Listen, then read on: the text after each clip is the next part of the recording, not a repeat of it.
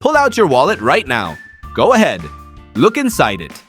If you are like most people alive in the modern world, what you will find is a thin rectangle of plastic that has, over the course of your adult life, caused you to spend significantly more money than you ever intended on things you did not entirely need, at prices you would never have agreed to if you had been holding actual cash.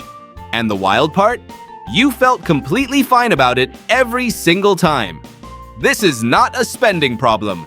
This is a brain problem. And your brain, bless its ancient little heart, never stood a chance. Here is what is actually happening inside your head every time you tap, swipe, or insert that card. In 2001, consumer researchers Drazen Prelek and Duncan Semester at MIT published a study that would quietly change how every major retailer, airline, and e-commerce platform thinks about payment. They called it the pain of paying. The finding was this: spending money physically hurts. Not metaphorically, neurologically. When you hand over a bill, the same regions of your brain associated with physical pain and disgust light up on an MRI scan. Your brain experiences paying cash as a small but real form of suffering. And suffering, as a general rule, makes you spend less. Cash is painful, and that pain is a feature, not a bug.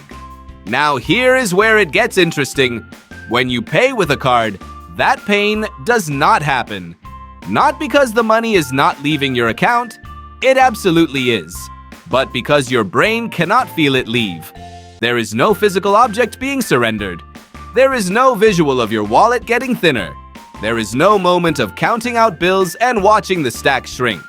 There is just a small beep, a green light, and a receipt you will definitely not look at. And your brain, deprived of the pain signal that would normally slow it down, does what it does in the absence of consequences. It says yes to everything.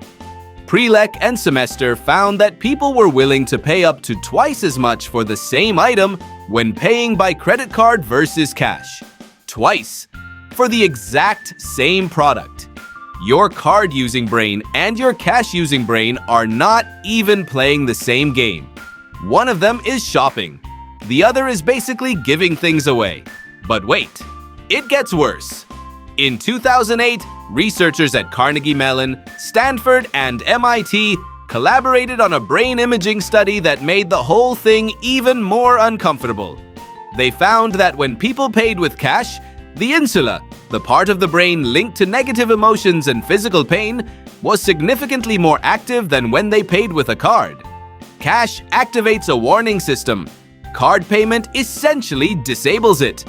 You are not just spending differently. You are operating with a fundamentally different set of mental breaks depending on what you pull out of your pocket. Think about the last time you paid cash for something. Really think about it. You probably remember roughly what you bought and what it cost. Now think about the last time you tapped your card somewhere. Do you remember what you spent? Probably not. And this is not a memory failure. It is by design. Cash spending is encoded differently in memory because it is emotionally significant. Card spending passes through your brain like water through a sieve. There and gone. Which means by the end of a card-heavy week, you often cannot account for where a significant portion of your money went. It did not disappear. Your brain just never registered it leaving. Now let us talk about the thing that makes this truly modern and truly alarming. Contactless payment. Tap to pay. Buy now with Face ID. Apple Pay. Google Pay. Digital wallet stored on a device you already have in your hand every waking moment of your day.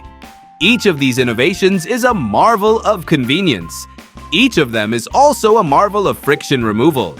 And friction, as behavioral economist Richard Thaler has argued for decades, is one of the most powerful moderating forces on human behavior. Every second you spend searching for your wallet, counting out bills, waiting for change, is a second your prefrontal cortex has to ask the question, do I actually want to buy this? Remove the friction and you remove the pause. Remove the pause and the answer is almost always yes. A 2019 study published in the Journal of Consumer Research found that consumers using mobile payment systems spent significantly more per transaction than those using cash or even physical cards. The easier you make it to pay, the more people spend. This is not a coincidence. Every technology company that has ever built a payment system has known this. The entire architecture of modern digital payment is designed to get you from impulse to purchase before your rational brain can say a single word. And here is something you have probably never thought about. The rewards are working against you too. Cashback, air miles, points. These are not gifts from your bank. They are anchors. They exist to ensure that when you reach into your wallet or open your phone to pay for something, you reach for the card, not the cash.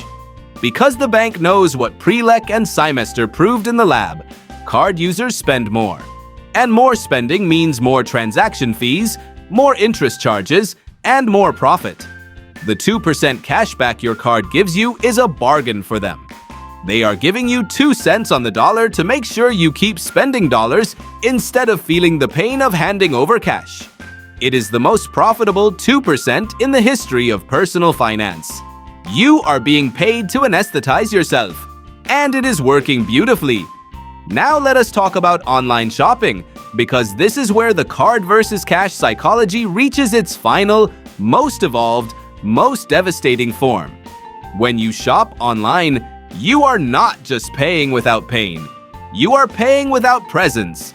There is no store, no physical product in your hands, no visual of a price tag, just a number on a screen, a stored card that fills itself in automatically, and a button that says "Buy now." The entire experience is engineered to compress the distance between desire and purchase to something approaching zero. And the closer that distance gets, the more you spend. Amazon's one-click ordering, patented in 1999, was not a convenience feature. It was a spending accelerator. The inventor Jeff Bezos understood something fundamental about human decision-making. Every step between wanting something and buying something is an opportunity to change your mind. Remove the steps and you remove the hesitation. A credit card stored in your Amazon account is not a payment method. It is a loaded spring. Every time you feel the slightest impulse to buy, all it takes is a single click and it is done. No pain, no friction, no moment of reckoning. Compare this to paying cash online, which, delightfully, barely exists. Because cash online would require you to make a physical decision. Go get the money, count it, hand it over. That process would kill a significant percentage of online purchases before they happened, which is exactly why no major platform is rushing to build it. So what do you actually do about any of this? Because knowing why your brain behaves this way does not automatically make it stop behaving that way. The research offers a few things that genuinely work. Behavioral economist Shlomo Benartzi found that people who use cash budgeting systems, physically allocating money into categories before spending it, consistently spend less and save more than equivalent households using cards. The physical act of handling the money creates an emotional relationship with it that card payments simply cannot replicate. The old envelope budgeting method, which sounds comically old-fashioned, turns out to be neurologically brilliant. For card users who are not ready to go full cash, some researchers recommend a practice called mental accounting out loud. Before any non-essential purchase, saying the price as an actual dollar amount. Not tapping and moving on, stopping. Saying $19.50 to yourself before you pay. Research suggests this simple verbalization partially reactivates the pain of paying response that card transactions suppress. You are essentially tricking your brain into feeling the money leave by making the number real. Setting spending notifications on your bank app so that every card transaction sends you an immediate alert also helps. Not because the alert stops the purchase, but because seeing the number leave your account in real time, even a few seconds after the tap, begins to rebuild the connection between spending and consequence that card payment so elegantly destroys. But here is the truth that sits underneath all the research, all the brain scans, and all the behavioral economics. Money is abstract. It always has been. A $20 bill is not worth $20 because it contains $20 worth of anything. It is worth $20 because everyone agrees it is. And your brain, which evolved long before any of this existed, has never fully made peace with that abstraction.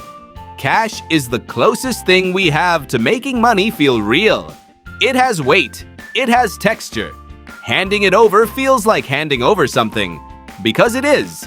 A card tap is none of those things. It is a signal sent invisibly between two machines, representing a number that changes in a database you will never see, in exchange for something that will arrive in a box or be consumed before the credit card statement does.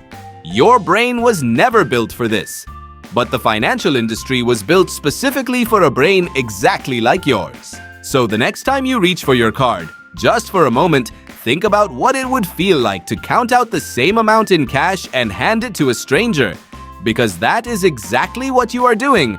You just cannot feel it.